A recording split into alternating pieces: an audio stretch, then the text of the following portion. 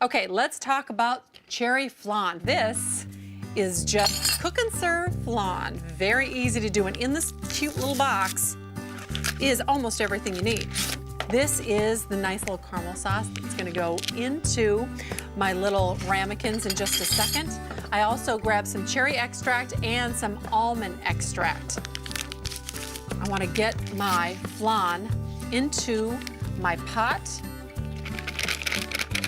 Now what goes in here is just 4 cups of milk. It's gonna be rich and delicious.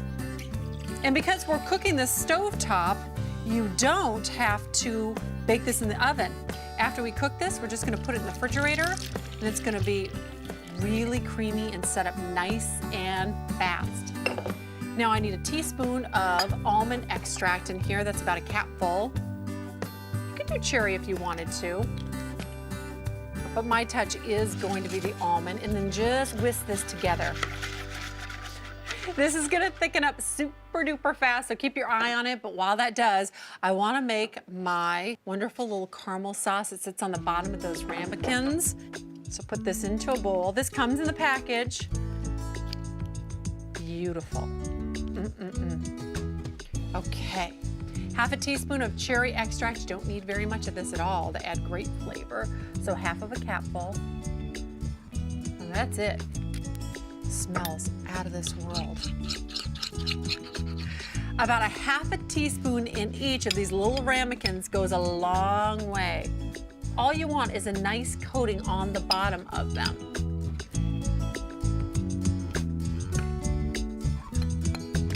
Then after this is inside, you want to just help it out a little bit by smearing the sauce all the way around the ramekins, just to make sure the bottom is coated perfectly.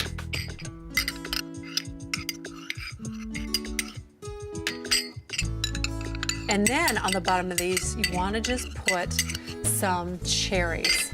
These were frozen, but I thawed them out. Just like 2 or 3 on the bottom of each one of the ramekins. Makes it look like it was made from scratch. So you got cherry extract in there and that caramel sauce. You got nice plump real cherries in the bottom of that. And now my flan is done and ready to go into my ramekin. So you want to take a heat-proof glass. This is going to make my pouring so much easier and more even than doing it straight from the pot. And then come over here, and in each one of these ramekins, you just want to fill it up about 2/3 of the way. Oh, this smells so good.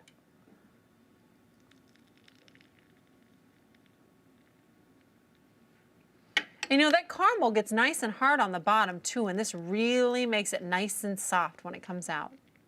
Plus the cherries, because they're frozen, they're gonna get nice and plumped up with the flan mixture. And one last one.